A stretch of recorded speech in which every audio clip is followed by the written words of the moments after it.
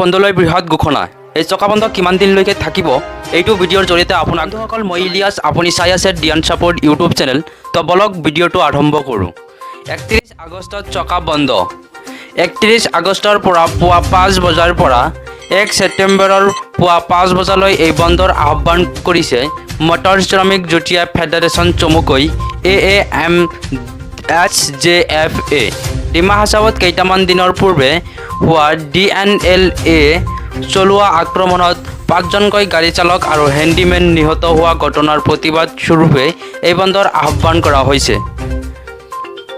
Motor শ্ৰমিক যুটীয়া ফেডাৰেশ্যনে দাবী কৰিছে যে নিহত হোৱা গাড়ী চালক আৰু হেণ্ডিমেন পৰিয়ালক উচিত ক্ষতিপূৰণ প্ৰদান কৰক। লগতে এই সমগ্ৰ ঘটনাক ক্ষীপ্ৰ তদন্তৰ লগতে DNLAৰ ওপৰত কঠোৰ ব্যৱস্থা গ্ৰহণ কৰাৰ দাবী কৰিছে।